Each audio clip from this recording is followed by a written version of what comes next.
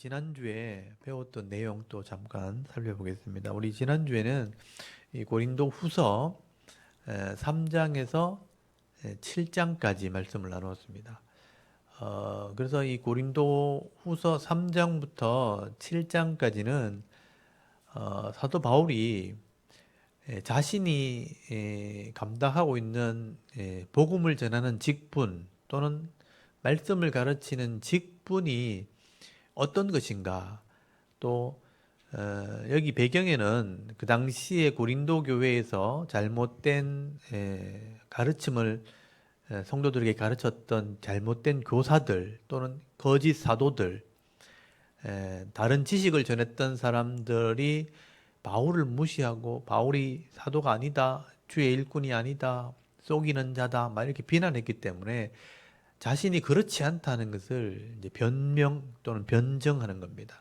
하나님의 일꾼은 이런 사람들이다. 그리고 너희들이 잘못 따라간 그 교사들, 잘못된 거짓 교사들은 우리와 전혀 다른 잘못된 어떤 지식을 가지고 있고 잘못된 교사의 모습을 가지고 있다 하는 것을 이제 비교하려고 이제 설명한 거예요. 배경이 거기 있다는 걸 아셔야 돼요.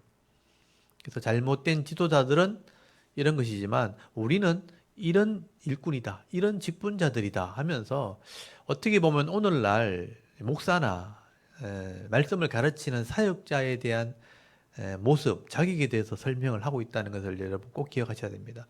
그래서 고린도 후서 3장에서 7장까지를 저는 바울이 설명하는 교회 일꾼들의 직분론, 직분자에 대한 얘기라고 저는 생각을 합니다. 그래서 그런 마음을 가지고 잠깐 점검을 해보도록 할게요.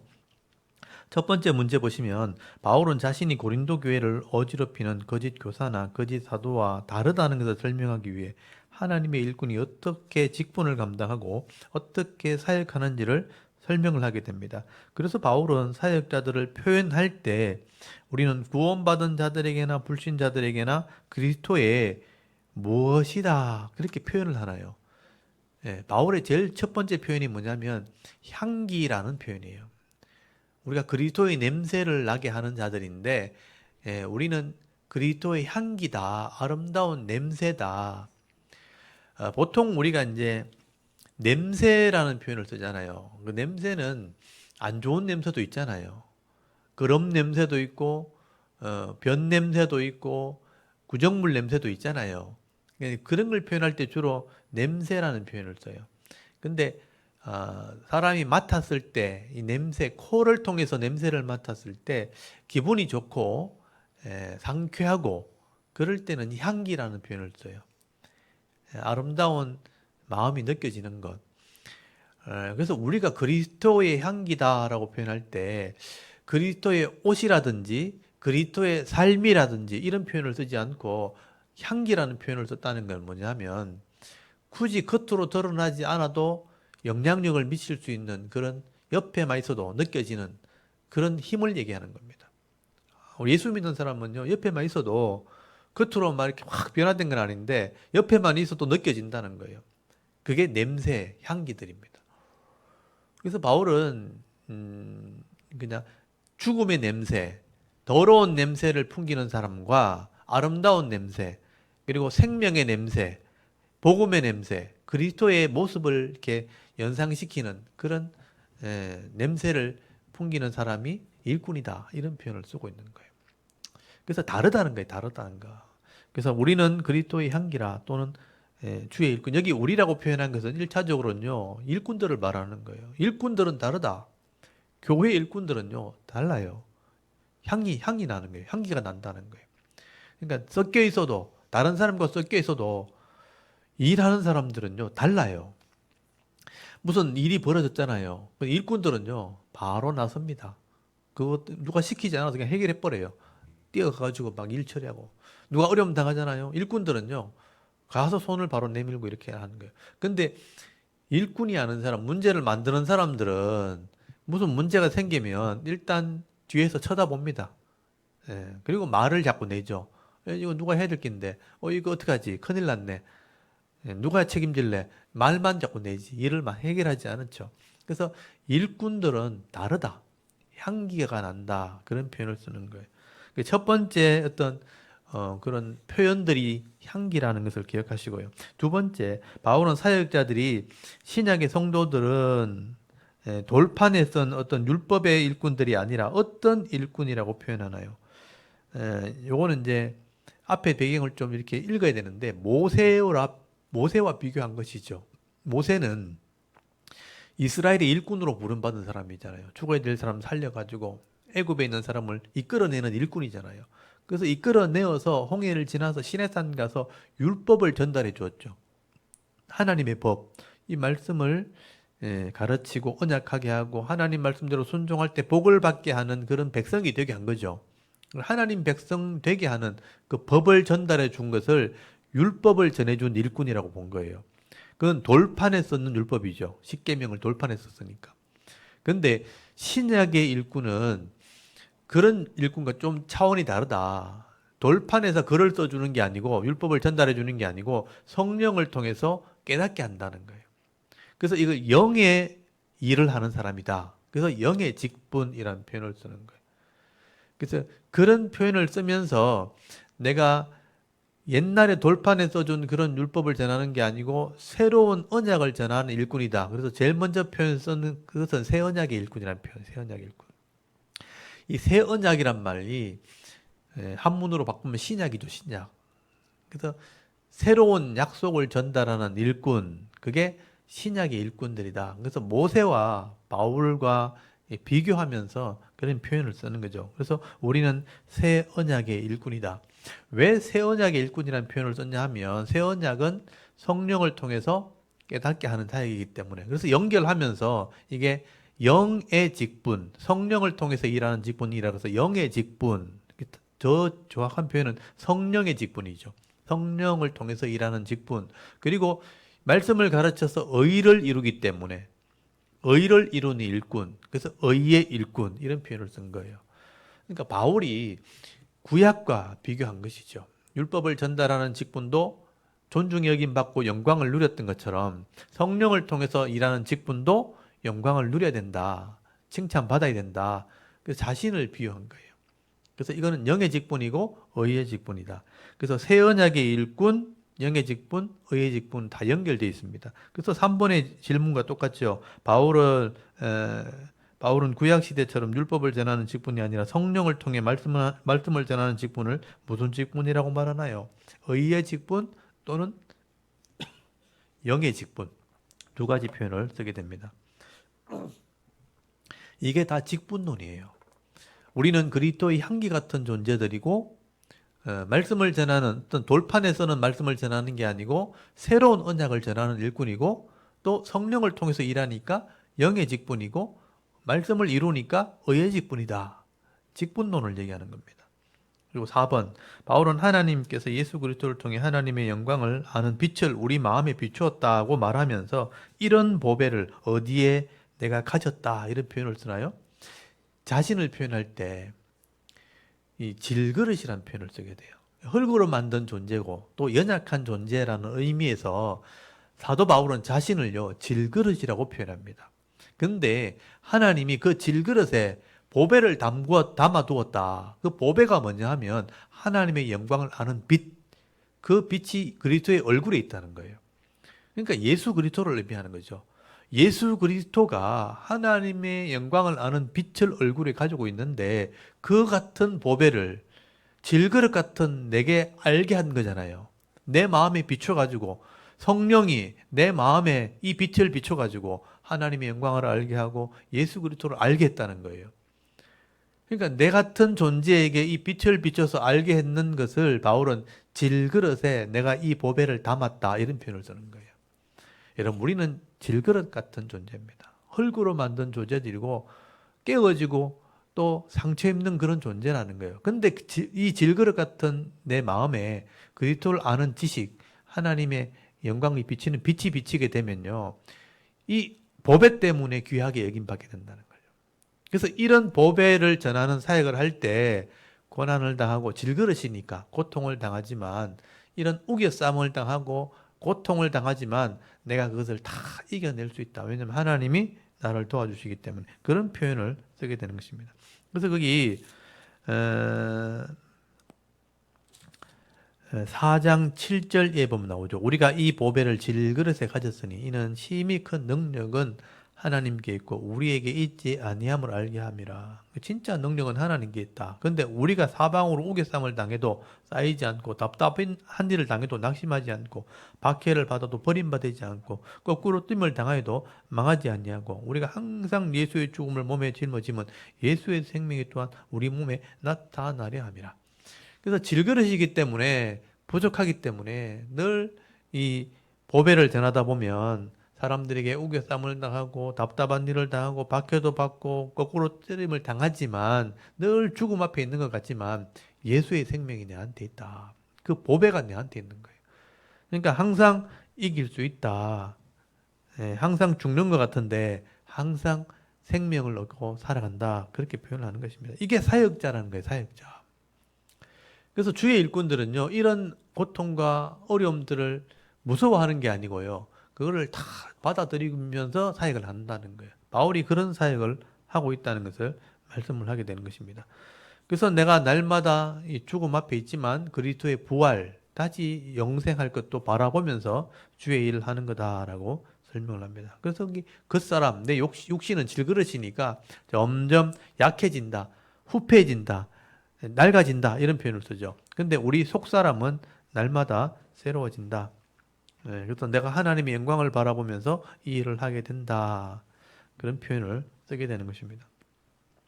그 다음에 5번째, 성도는 그리스도 안에 있으면 새로운 피조물이라고 말하면서 또 어떤 직분을 주셨다고 말하나요? 바울이 우리는 그리스도 안에서 늘 새로워진다. 그게 하나님의 백성들의 모습이다. 그렇게 하면서 화목하게 하는 직분을 주셨다라는 표현을 쓰게 되는 거예요. 하나님과 화목하게 하는 직분, 또 우리 성도들 간에 화목하게 하는 직분을 우리가 가지고 있다. 하나님과 만나게 하는, 성도들 간에 교제하게 하는 그런 직분을 가진 사람이 우리다. 그래서 우리가 하나님의 사신이다. 하나님 나라의 대사다. 그런 표현을 쓰게 되는 것입니다. 그래서 거기 20절, 5장 20절에 보면요. 그러므로 우리가 그리스도를 대신하여 사신, 대사가 되어서 하나님이 우리를 통하여 너희를 권면하시는 것 같이 그리스도를 대신하여 간청하노니 너희는 하나님과 화목하라. 하나님과 화목하게 하는 직분을 행하는 것이죠. 여러분, 하나님과 화목하지 않은 건 뭐겠어요? 죄를 지어서 갈라서는 거거든요. 그 사람들을 하나님과 화목하게 하는 그 직분을 감당하는 게 진짜 사도들이고 하나님 일꾼들이에요. 근데 바울은 그 직분을 감당하는 것입니다. 그래서 거기 5장 21절에 보면 하나님이 죄를 알지 못하신 이를 우리를 대신하여 죄로 삼으신 것은 우리로 하여금 그 안에서 하나님의 의가 되게 하려 하심이라. 화목하게 하는 직분을 행하게 되면 우리가 의를 이루게 된다. 그렇게 표현하게 되죠. 그래서 마지막 거기 6장에 거기 보면 이렇게 해서 우리가 은혜를 받아야 된다 하는 표현으로 쭉 이어지게 되는 것입니다. 그래서 바울이 다 이게 직분자들이 감당해야 될 일을 설명하고 있는 거예요. 그래서 직분론이라고 설명하는 것입니다. 그리고 거기 6번에 보십시오. 6번에 보시면 바울은 아주 엄한 편지를 보내놓고 디도가 오지 않아 드로아까지 갔다가 드로아에서 디도를 만나지 못했지만 바울은 어디서 이 디도를 만나게 되나요? 여기 7장 5절 이하에 나오는데요. 오십시오. 여기 마게도냐 가서 만나게 되죠. 그래서 이제 이 문제가 해결됐다는 얘기를 듣게 됩니다. 그리고 7번에 보시면요. 이 6장에 나오는 문제 중에 하나인데요. 바울은 사도로 또 복음 전하는 자로서의 직분이 비방을 받지 않게 하려고 온갖 환난과 궁핍과 고난과 매맞음과 갇힘과 수고함과 먹지 못하는 가운데 깨끗함과 지식과 오래 참음과 자비함과 성령의 감화와 거짓없는 사랑으로 잘 견뎠더니 하나님께서 어떻게 나를 이렇게 해주셨다 하고 고백을 하게 되죠. 그래서 우리가 하나님과 화목하게 하는 직분을 감당해야 되는데 바울이 이 직분을 감당하려고 하다 보니까 많은 이런 고난들이 있었다는 거예요.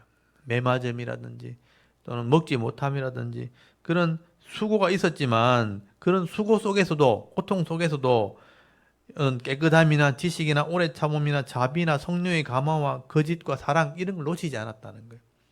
이렇게 했더니 하나님이 어떻게 했는가? 속이는 자 같은데 뭐예요? 참된 자고, 무명한 자 같은데 유명한 자고, 또 징계받은 자 같은데 죽임을 당하지 않고, 또 근심하는 자 같은데 항상 기쁘고, 가난한 자 같은데 많은 사람을 부유하게 하고, 또 아무것도 없는 자 같은데 모든 것을 가진 자가 됐다는 거예요.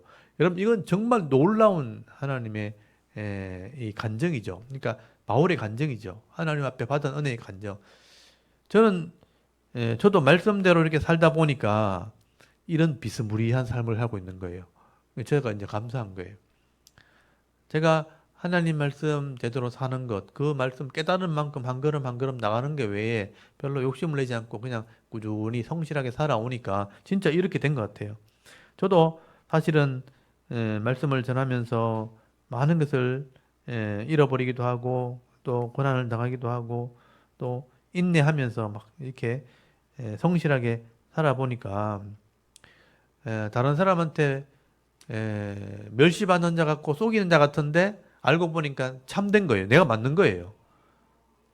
다른 사람이 다 잘못 가고 있는 게 더 많으니까 내가 잘못된 것처럼 속이는 자처럼 이렇게 오해받을 수 있지만 알고 보면 그게 참된 거 맞는 거예요. 내가 아무도 안 알아주는 게 막 진짜 여기 보면 나오잖아요. 무명한 자 같은데 아무도 안 알아주는 사람 같은데 알고 보면 또 많은 사람이 또 알고 있어요. 유명한 사람이 돼 있는 거예요. 또 막 징계를 받고 어려움 당하는 삶을 사는 것 같은데 죽임을 당하지 않는 거예요. 막 근심하면서 힘든 것이 굉장히 많은 것 같은데 항상 기뻐요 또. 굉장히 가난한 것 같은데 많은 사람들이 복을 받게 되고 부유하게 되고 내가 정말 아무것도 없는 사람 같은데 보니까 또 부족한 게 없는 거예요. 다 가진 사람처럼 살아가는 거예요. 신기하게 살아가요. 그러니까 정말 이 복음을 위해 사는 사람들은 이렇게 사는 사람들인 거죠. 그냥 막 외모를 자랑하고 가진 것을 자랑하고 지식을 자랑하고 학식을 자랑하고 막 쩍쩍쩍 그러면서 막 이렇게 살아가는 게 아니고 뭐 내가 뭐 유학을 갔다 와서 뭐 어떤 지식을 가지고 있고 이렇게 자랑하지 않아도 다 하나님께서 알아주시는 그런 은혜가 있는 거죠. 그래서 여러분 이 사도 진짜 일꾼들은 이런 사람이다 하는 얘기를 바울이 하고 있는 것입니다. 그래서 너희들이 잘못된 교사를 따라가서 나를 비난하고 마음이 좁아져 있는데 좀 마음을 좀 넓혀서 나를 봐라. 그렇게 설명을 하게 되는 것입니다. 그 다음에 9번에 보시면요. 세상의 근심은 사망을 이루지만 하나님의 뜻대로 하는 근심은 8번부터 먼저 할게요. 8번에 보면 바울은 아주 엄한 편지를 고린도에 보내놓고 잠깐 후회했지만 디도의 말을 듣고 후회하지 않고 도리어 기뻐하게 됩니다. 왜 기뻐하게 되었을까요? 고린도후서 7장 8절 9절에 보면요. 근심하게 한 것이 너희들 회개함에 이르게 했기 때문에. 그래서 엄한 편지를 써서 너무 내가 심하게 편지를 썼나 하고 후회를 하다가도 이 디도가 와서 해결됐다는 얘기를 듣고 그 편지를 통해서 이 사람들이 회개했다는 얘기를 듣고 그게 잘 된 거구나. 내가 얼굴로 만났더라면 감정적으로 싸워서 막 다투었을 텐데 이 편지를 쓰는 바람에 이 사람들이 그 마음을 이해하고 회개하게 되었구나. 그래서 기쁘게 되었다. 그렇게 표현하게 된 거죠. 그래서 9번에 보시면 세상의 근심은 이거는 망하는 거죠. 사망에 이르지만 하나님의 뜻대로 하는 근심은 무엇을 이루고 무엇을 이루게 된다고 하나요. 그러니까 구원을 이루게 되고 회개를 이루게 되는 것이다. 그러니까 하나님의 뜻대로 하는 근심이 뭐냐 하면요. 주의 말씀을 통해서 자기가 찔림을 받을 때, 하나님 말씀을 통해서 내가 괴로움을 당할 때, 내가 잘못되었구나.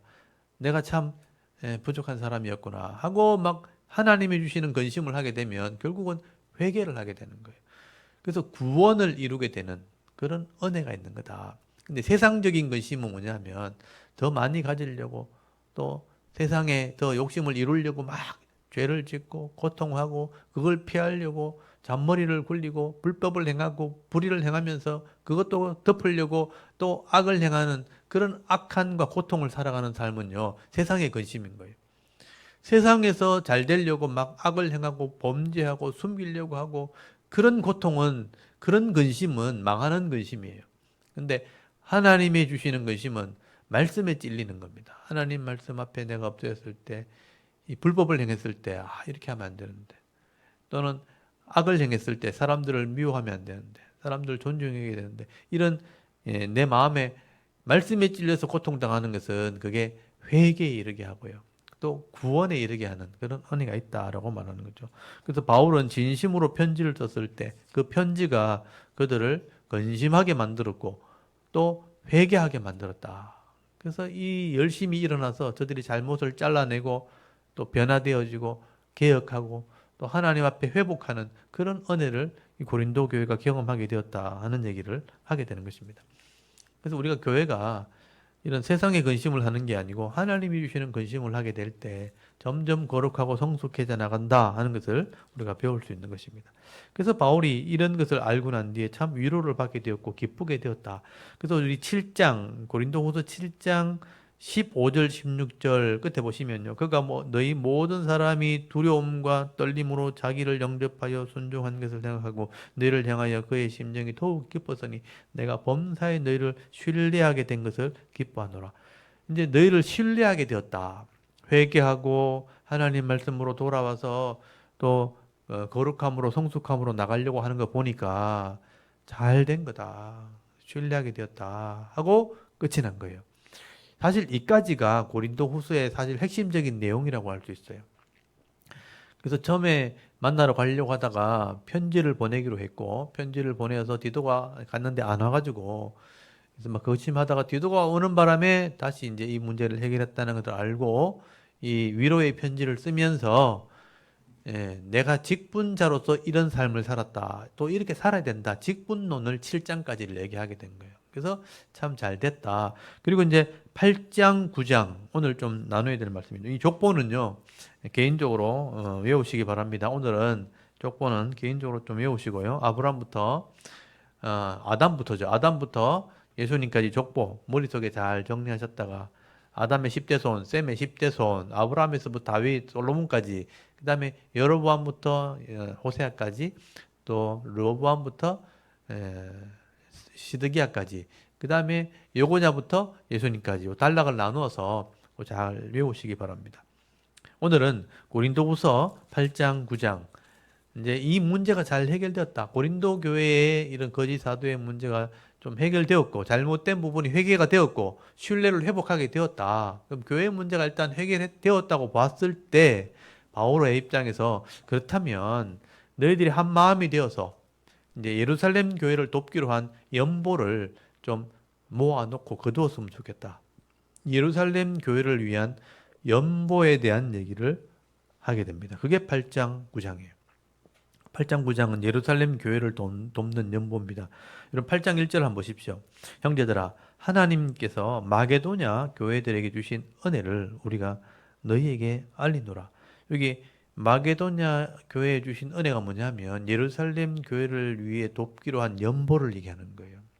이 바울은 지금 에베소에서 지금 이 편지를 쓰고 있는데 에베소 지역에 있는 사람들의 교회들에게 연보를 다 거둡니다. 그 다음에 그 옆에가 갈라디아 지역이죠.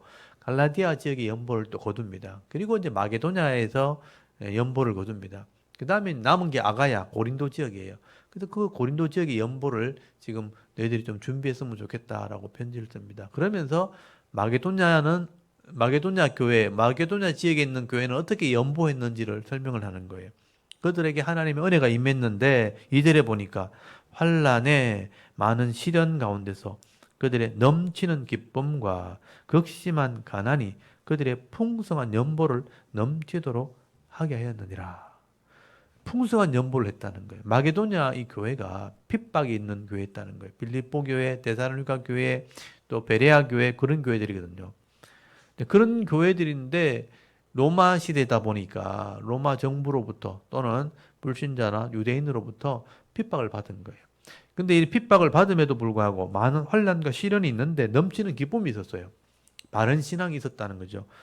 그리고 극심한 가난, 그렇게 잘 사는 그 풍요한 사람들이 아니었는데 풍성한 연보를 하나님께 넘치도록 하게 되었다. 헌신했다는 겁니다. 3절 보십시오. 내가 정언하노니 바울이 그의 정인이죠. 그들이 힘대로 할 뿐 아니라 힘에 지나도록 자원했다는 거예요. 자원했다. 그리고 4절에 이 은혜와 성도의 섬기는 일에 참여함에 대하여 우리에게 간절히 구했다. 예루살렘 교회가 어렵다고 하니까 이 사람들이, 이 마게도냐에 있는 교회 성도들이 우리도 성도 섬기는 일에 참여하고 싶다고 간절하게 요청했다는 거예요. 우리도 가난하지만 헌금하겠습니다. 참여하겠습니다. 라고 스스로 자원하는 마음으로 요청을 해서 이들이 자원해서 헌금을 거두었다는 거예요. 5절에 보니까 우리가 바랐던 것뿐 아니라 그들이 먼저 자신을 주께 드리고 또 하나님의 뜻을 따라 우리에게 주었다. 자신을 먼저 드렸다는 표현 나오죠. 이게 헌신했다. 그게 번제를 드렸다는 뜻이에요. 구약의 표현대로 하면. 번제가 뭐예요? 다 드리는 제사, 헌신하는 제사를 말하는 거예요. 자기들이 먼저 헌신을 하고 그리고 힘을 다해서 힘에 지나도록 연보를 우리에게 전해줬다. 그러니까 바울이 거기 5절에 보면 우리가 바라던 것뿐 아니라 우리 이 마게도냐 교회 성도는 한 이 정도만 좀 헌금해주면 좋겠는데 했는데 그 바라던 것뿐 아니라 자신을 드리면서 힘에 지나도록 연보를 주는데 그게 풍성한 연보였다는 거예요. 풍성한 연보. 그러니까 바울이 이 마게도냐 이 지역에 있는 교회 성도들이 이런 풍성한 연보를 했다는 얘기를 하면서 너희들도 이런 1년 동안 준비했던 것을 자원하는 마음으로 연보했으면 좋겠다 하면서 이제 연보의 원리를 설명하게 되는 겁니다. 여러분 6절을 보시면요. 그러므로니까 마게도냐 이 교회처럼 그러므로 우리가 디도를 권하여 그가 이미 너희 가운데 시작하였던 하여선즉 이 은혜를 그대로 성취하게 하라 하였노니 오직 너희는 믿음과 말과 지식과 모든 간절함과 우리를 사랑하는 이 모든 일에 풍성한 것 같이 이 은혜도 풍성하게 할지니라. 믿음도 말도 지식도 간절함과 우리를 사랑하는 모든 일이 풍성한 것처럼 신앙이 이렇게 풍성한 것처럼 이 은혜도라는 것은 헌금을 말하는 거죠. 그러니까 연보도 풍성했으면 좋겠다. 여기 8절에 보니까 내가 명령으로 하는 말이 아니요 오직 다른 이들의 간절함을 가지고 너희의 사랑의 진실함을 증명하고자 함이로다.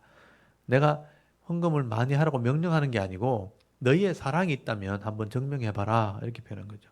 9절에 우리 주 예수 그리스도의 은혜를 너희가 알거니와 부유하신 이로서 너희를 위하여 가난하게 되심은 그의 가난하심으로 말미암아 너희를 부유하게 하려 하심이라. 그리스도의 헌신을 설명하고 있죠.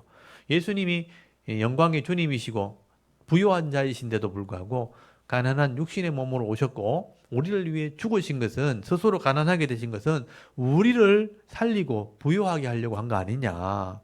주님이 자신을 헌신했던 것처럼 너희도 그런 마음으로 연보를 했으면 좋겠다. 10절 이 일에 관하여 나의 뜻을 알리노니 이 일은 너희에게 유익함이라. 너희가 1년 전에 행하기를 먼저 시작할 뿐 아니라 원하기도 하였은즉 이 연보하는 것이 너희의 유익을 위해서 하는 건데 1년 전에 벌써 준비했다는 거예요. 11절 이제는 하던 일을 성취할지니 마음에 원하던 것과 같이 완성하되 있는 대로 하라. 그러니까 너희들이 원해서 했던 연보를 모으기 시작했는데 있는 대로 너희 가진 만큼만 헌금을 해라. 12절에 할 마음만 있으면 있는 대로 받으실 터요 없는 것은 받지 아니하시리라. 할 마음만 있다면 연보를 할 수 있는데 하나님은 거기 있는 대로 받으실 터요 없는 것은 하나님 받지 않는다. 그러므로 하나님이 주신 은혜만큼만 헌금하라는 거예요. 여러분 헌금은 막 내가 막 욕심을 내 가지고 다른 사람이 이만큼 하니까 나도 막 이만큼 해야지 작정을 해가지고 막 이렇게 하는 게 헌금이 아닙니다. 내 형편에 맞게 하나님이 내게 주신 은혜를 따라서요. 은혜를 따라서 내게 주신 은혜를 따라서 있는 만큼 하는 거예요. 그러니까 12절을 잘 보십시오. 할 마음만 있으면 할 수 있는데 있는 대로 받으실 터요 라는 게 뭐냐면 하나님이 주신 분이기 때문에 그 주신 만큼 하나님 받는다는 거예요. 하나님이 주신 만큼 받는다는데 내가 하나님 주신 것보다 더 많이 하려고 욕심내는 거는 이건 자기 욕심이라는 거예요. 있는 대로 하나님 주신 만큼 받으신다.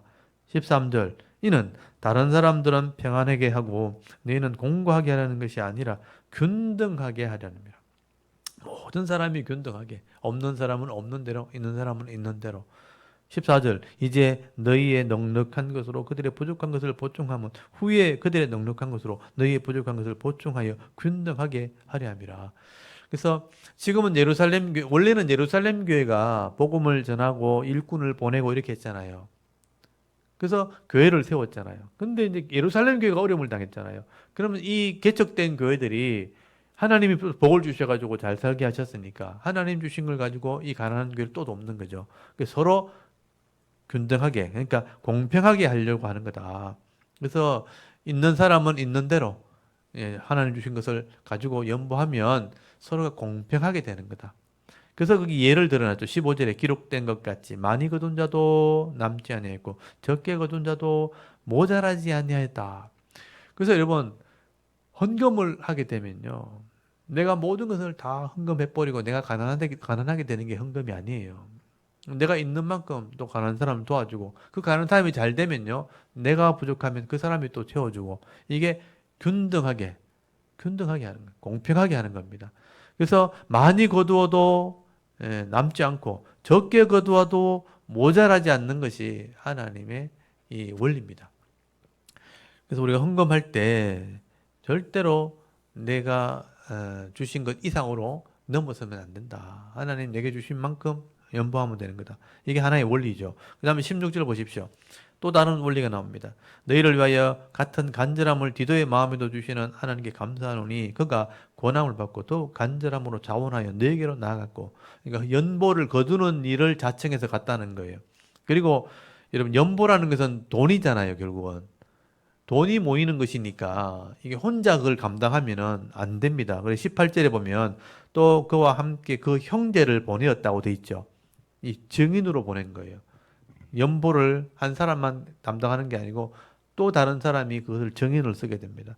그래서 이 사람은 복음으로서 모든 교회에서 칭찬받는 자다라고 돼 있죠.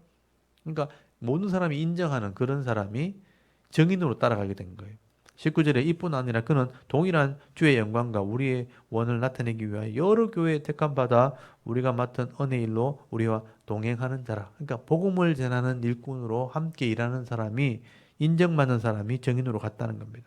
20절에 이것을 조심함은 우리가 맡은 이 거액의 연보에 대하여 아무도 우리를 비방하지 못하게 하려니 객관적으로 한 사람만 이 돈을 가지게 되면 이건 속인들 어떻게 알겠어요? 근데 믿을 수 있는 사람이 따라가게 되면 두 사람이 이것을 관리하게 되면 한 사람이 욕심내지 않고 속이지 않게 된다는 거. 그래서 그에게 연보를 다룰 때는 반드시 증인들이 있어야 됩니다. 그러니까 두세 사람이 같이 관리를 해야 된다는 거죠. 그래서 이걸 조심해야 된다라는 표현을 썼죠. 왜냐하면 사람은요, 누구나 돈을 만지게 되면 욕심을 내게 돼 있습니다. 그래서 항상 교회의 재정을 담당할 때는요, 두세 사람이 담당을 해야 돼요. 그래서 같이 그것을 계산하고 같이 그것을 보관을 해야 되고 같이 그것을 관리를 해야 됩니다. 한 사람이 그걸 담당하고 있다가는 욕심이 생길 수 있어요. 그래서 위험한 일이 발생할 수 있습니다. 그래서 교회마다 이것 때문에 문제가 되는 경우가 종종 있습니다. 그래서 연보를 다룰 때는 반드시 우리가 조심하되 두세 사람이 같이 관리를 해야 된다. 21절 이는 우리가 주 앞에서뿐 아니라 사람 앞에서도 선한 일에 조심하려 합니다. 물론 우리가 하나님 앞에 정직하지만 사람 앞에서도 공정하게 보여줄 수 있어야 된다. 그래서 이런 물질을 다룰 때는요, 항상 공정해야 되는 거예요. 다른 사람도 인정할 만큼. 그래서 감사도 하고 관리를 하는 것을 철저하게 해야 되는 겁니다. 그래서 투명하게 해야 되고 누구든지 봤을 때 오해하면 안 되는 그런 관리를 해야 맞는 겁니다. 그래서 교회 재정은요, 반드시 그런 관리를 해야 된다. 그래서 바울이 이걸 강조를 하고 있는 겁니다. 22절에 또 그들과 함께 우리의 한 형제를 보내었노니, 우리는 그가 여러 가지 일에 간절한 것을, 보세요. 그들과 함께 우리의 한 형제가 또 나오죠. 그러니까 세 사람이 간 거잖아요. 그러니까 여러 사람이 정인을 쓰는 거죠. 우리는 그가 여러 가지 일에 간절한 것을 여러 번 확인하였거니와 이제 그가 너희를 크게 믿음으로 더욱 간절하니라. 그래서 여러 사람을 가지고 이 연보를 관리하겠다. 그 다음에 23절 디도로 말하면 나의 동료요 너희를 위한 나의 동력자요 우리 형제들로 말하면 여러 교회의 사자들이요 그리스도의 영광이니라. 믿을 만한 사람이다. 사역자다. 주의 일꾼이다. 그렇게 표현하고 있죠. 디도가 책임을 지고 가되 형제들이 함께 가서 연보를 관리하기 때문에 우리가 믿을 수 있다. 그렇게 말하는 겁니다. 24절 그러므로 너희는 여러 교회 앞에서 너희의 사랑과 너희에 대한 우리의 자랑의 증거를 그들에게 보이라. 믿고 연보해도 된다. 연보를 모아둔 것을 믿음의 형제들을 보내는 것이니까 안심하고 맡겨도 된다. 예루살렘 교회에 이들이 전달하게 될 거다 하고 신뢰를 주고 있는 겁니다. 그래서 항상 교회의 모든 재정은 투명해야 되고 공정해야 된다. 모든 사람이 봤을 때 믿을만 해야 된다. 그래야 성도들이 하나님 앞에 연보를 하지만 의심 없이 또 편안한 마음으로 헌금을 하게 되고 그 헌금들이 어떻게 잘 쓰여지는지 또 공정하게 쓰여지는지를 우리가 알고 있어야 우리가 믿음으로 연보를 하게 되는 겁니다. 그래서 교회 재정은 항상 이렇게 투명해야 된다 하는 얘기를 지금 다루고 있다는 것도 꼭 기억하셔야 됩니다. 그 다음에 9장에 넘어가면 이제 이 연보를 하는 성도들의 어떤 원리를 설명합니다. 성도를 섬기는 일에 대하여는 이게 우리 좀 풀어서 얘기하면 헌금하는 원리는 이런 의미죠. 성도를 섬기는 일이 헌금을 말하는 거예요. 연보함에 대해서는 내가 너에게 쓸 필요가 없으나 이는 내가 너희의 원함을 알미라. 내가 너희를 위하여 마게도냐인에게 아가야에서는 1년 전부터 준비하였다는 것을 자랑하였는데 과연 너희 열심히 퍽 많은 사람들을 분발하게 하였느니라. 이 마게도냐에게 풍성한 연보를 했잖아요. 그 사람들이 왜 이렇게 풍성한 연보를 했냐면 이 고린도는요, 1년 전부터 다 준비해놨다. 이렇게 막 자랑을 했다는 거예요. 그러니까 그렇게 하니까 이 마게도냐 사람들이 우리도 열심히 헌금하자. 하면 그렇게 연금을 했다는 겁니다. 3절에 그런데 이 형제들을 보낸 것은 이 일에 너희를 위하여 우리 자랑이 헛되지 않고 내가 말한 것 같이 준비하게 하랍니다. 여기 준비하려 하게 합니다. 그래서 연보는 늘 준비해야 된다. 미리 준비해야 된다는 거예요. 그래서 우리가 주일 헌금도 준비하잖아요. 그냥 예배드리러 와가지고 막 헌금 드리는 시간이 있어가지고 막 주머니 뒤져가지고 막 그때 막 연보를 하는 게 아니고 헌금을 하는 게 아니고 원래 내가 이제 월급을 받는지 사업을 해서 이렇게 재정을 정리하게 되면 내가 한 달 동안 어떻게 헌금을 하겠다는 걸 내가 준비를 해야 되는 거예요. 그래서 내가 하나님 주신 것만큼 매달 월급을 받으면 내가 한 달 동안 예배가 몇 번이 있으니까 예배 때마다 내가 어떻게 하나님께 헌금을 해야 되겠구나 준비를 해야 되는 거예요. 한 달마다 준비를 해놓고 봉투도 미리 준비해놓고 그렇게 해서 이 연보를 헌금을 가지고 교회에 오셔야 되는 것이 준비해서 와야 되는 것이지 그냥 교회에 와가지고 급하게 막 내가 주머니에 손 넣어가지고 얼마를 꺼내가지고 연보 이렇게 하면 안 된다는 거예요. 준비하면서 해야 된다. 4절에 혹 마게도냐인들이 나와 함께 가서 너희가 준비하지 아니하는 것을 보며 너희는 고사하고 우리가 믿던 글쎄 부끄러움을 당할까 두려워하더라. 1년 전부터 준비한다 그랬는데 마게도냐인하고 이제 연보 받으러 갔을 때 아무도 준비가 안 돼 있고 잊어버리고 있다가 연보 우리가 준비시킨 거 내가 받으러 왔다 할 때 그때서야 막 연보하고 헌금하고 막 이렇게 하면 이때까지 자랑했던 게 다 헛된 게 되지 않겠는가? 너희들의 믿음이 헛되지 않겠는가? 그래서 이런 부끄러움을 당하지 않게 하기 위해서 준비해야 된다. 그래서 예배 순서에 보면 예물 드리는 시간이 있잖아요. 헌금이 시간이 있으면 그 헌금 시간 때문에 내가 헌금했던 걸 미리 준비해야 된다는 거죠. 집에서 나오기 전에 이미 준비해야 되는 겁니다. 그래서 제가 이제 예배 드릴 때마다 원래 이제 예배 드릴 때 뒤에 헌금함이 있거든요. 그래서 들어올 때부터 이렇게 헌금을 하면 되는데 제가 일부러 예배 순서 안에 헌금 시간을 놓고 헌금 위원들을 이렇게 정해서 구별한다는 게 다른 옷을 입히는 거예요. 그 가운이거든요. 헌금 가운을 입혀서 일부러 제가 이제 헌금을 거두게 합니다. 왜 거두게 하느냐 하면 준비하는 사람이 이제 할 수 있도록. 그래서 주일 헌금도 그냥 돈을 넣을 수 있죠. 그냥 이거 돈을 넣을 수 있지만 주일 헌금 봉투를 제가 따로 만듭니다. 주일 헌금도 제가 봉투를 따로 만들고 또 필요에 따라서 감사 예물 드릴 사람들, 11조 예물 드릴 사람들 또는 작정한 것들, 1년 동안 계획했던 것들, 뭐 선교나 또 건축 헌금을 위해서 한다면 봉투를 따로 마련해 놓습니다. 왜냐하면 준비하라고 따로 봉투를 만드는 거예요. 제가 봉투를 만든 이유는 봉투에다 많이 넣으라고 그렇게 한 거 아닙니다. 준비하라고 만드는 거예요. 준비하라고. 미리 가져가서 이걸 준비해 오라는 거예요. 그래서 예배 드릴 때 기도하고 하나님께 예물을 드리고 말씀을 듣고 예물을 드리면서 내 기도 제목을 함께 드리는 것이죠. 그래서 목사와 함께 같이 기도하고 하나님께서 우리 형편을 하시고 우리의 믿음을 보셨을 때 이 믿음을 보시고 하나님께서 필요를 채워주시는 은혜가 있도록 그렇게 간구하는 것입니다. 그래서 준비하는 마음으로 그렇게 해야 되는데 이걸 준비하지 않고 그냥 헌금함만 덜렁 넣어놓고 알아서 하세요 이래 해버리면 사람들이 이 사람 마음이 항상 그렇잖아요. 사람들이 이렇게 헌금을 하고 연보를 거두면 이렇게 내가 해야 되겠구나 이런 마음을 가지는데 그냥 알아서 해라 그러면 욕심이 생긴단 말이에요. 또 게으름이 있고 나태함이 있는데 그래서 헌금을 하는 믿음이 있음에도 불구하고 그런 형식을 갖추지 않게 되어지면 헌금을 안 하게 되는 경우도 생긴단 말이에요. 그래서 마땅히 해야 될 부분을 하지 않게 만드는 그런 또 오류가 있을 수 있죠. 그래서 제가 이제 그냥 자유롭게 하게 할까 아니면 일부러 거둘까 둘이 고민을 하다가 그래도 연보를 거두는 것이 본인이 준비한 것을 표현할 수 있는 방법이 되겠다. 그래서 많이 한다는 그게 중요한 게 아니고요.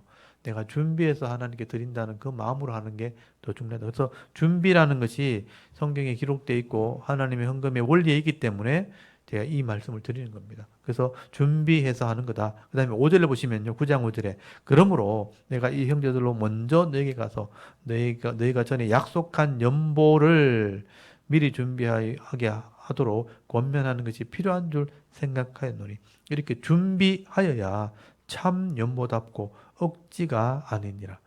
그래서 준비하는 것이 참 연보다. 그리고 억지로 하지 않게 된다.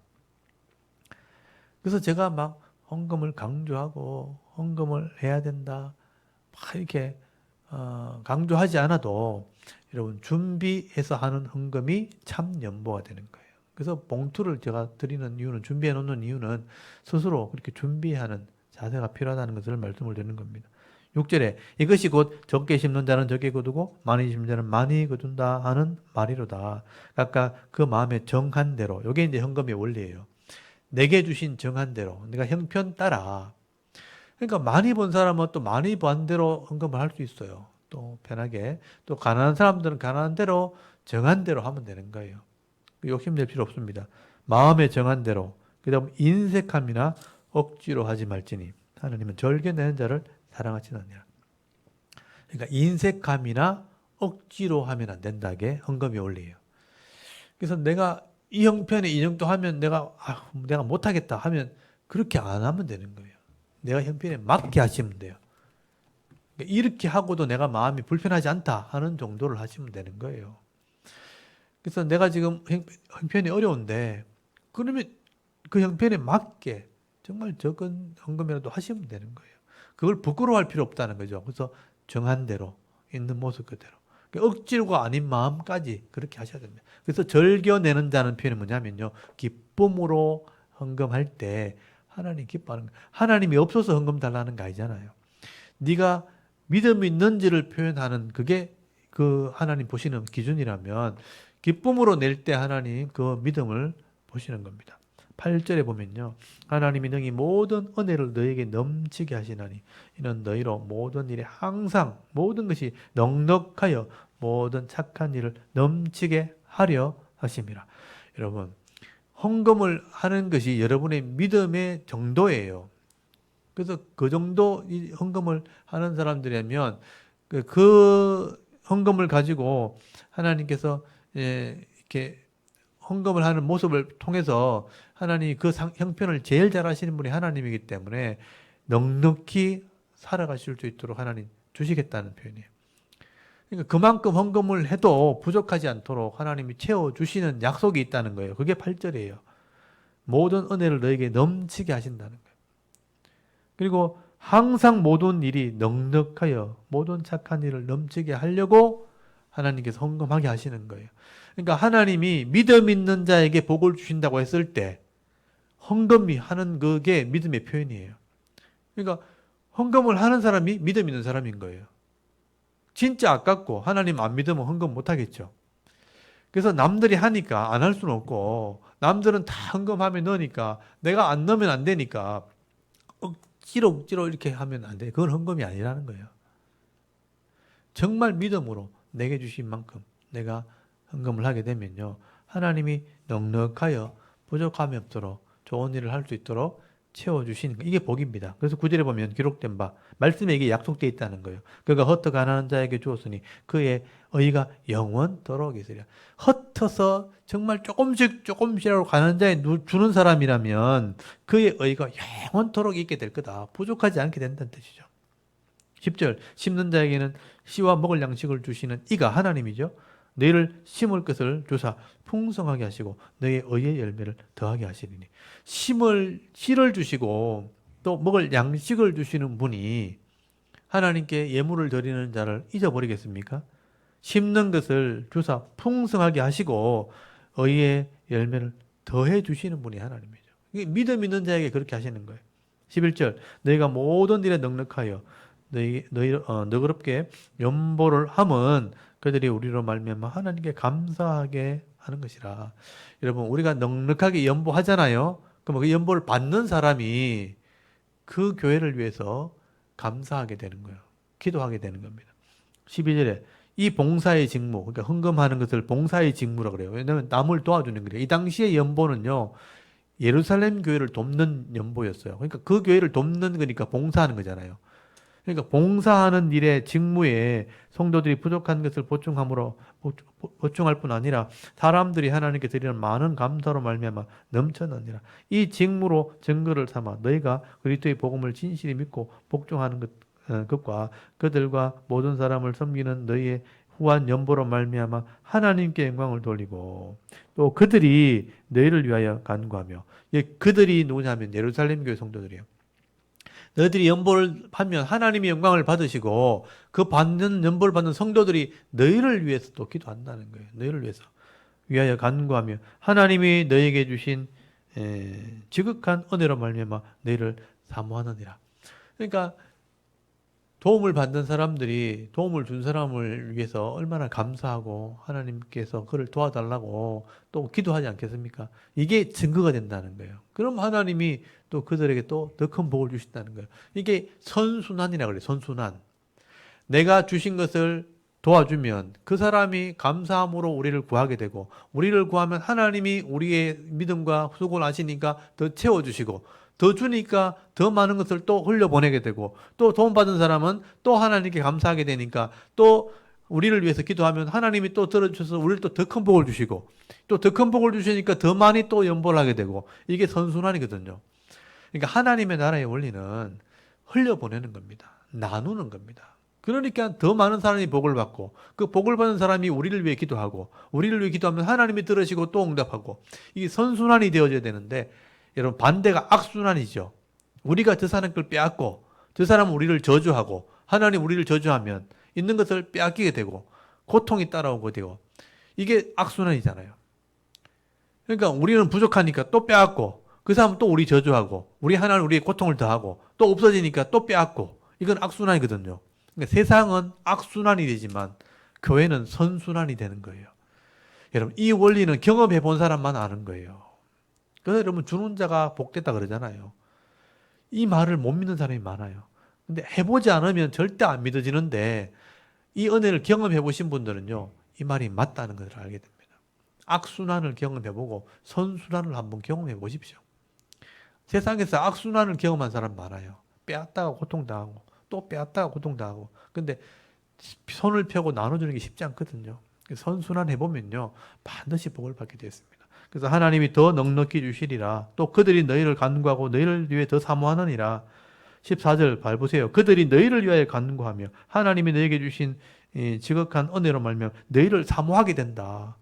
너희가 잘 되기를 하나님께서 그들이 사모하게 되면 하나님 복을 주시는 겁니다. 15절에 말할 수 없는 그의 은사로 말미암아 하나님께 감사하노라.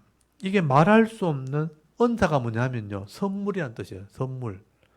말할 수 없는 선물로 말미암아 하나님께 감사한다. 여러분 하나님께 드리는 예물은요 선순환이 되는 예물입니다. 가난한 자에게 또는 사역자들에게. 이 작은 교회는요, 한 사람의 사역자를 이렇게 생활하게 하는데 쉽지 않아요.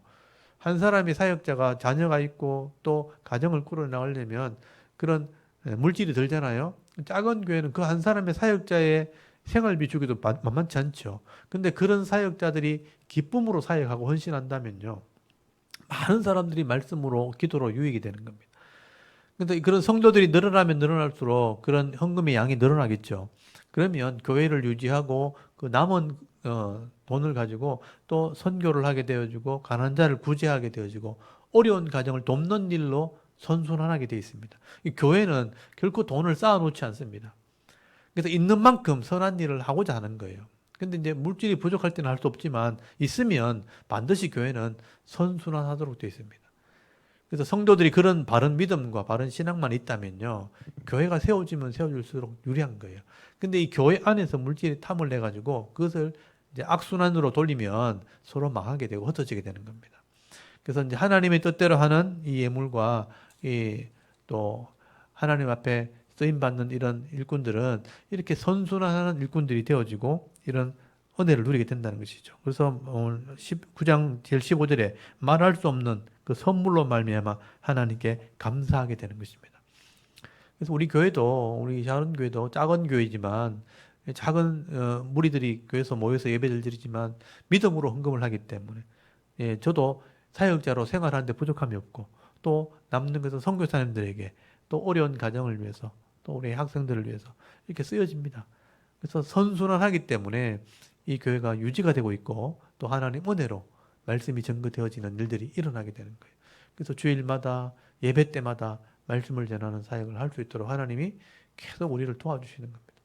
여러분, 이런 은혜를 우리 각 교회마다 누릴 수 있기를 바랍니다. 그래서 물질의 세상적인 욕심을 따라가지 마시고요. 또 하나님 말씀의 원리를 따라서 오늘 많이 나왔죠. 성경에 대한 원리 준비해야 되고요.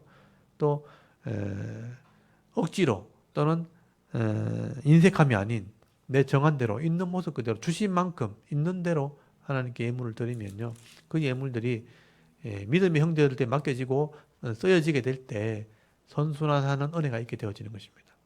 그래서 우리 교회의 재정부를 담당하는 사람들 또는 교회 담임을 하시는 목사님들이 공정하고 투명하게 이 물질을 관리하게 될 때 결국 성도들은 신뢰하게 되고 믿음으로 헌금하고 하나님이 이 물질을 통해서 각자에게 넉넉한 복을 주시게 될 때 기쁨 있는 그런 은혜가 있게 될 것입니다.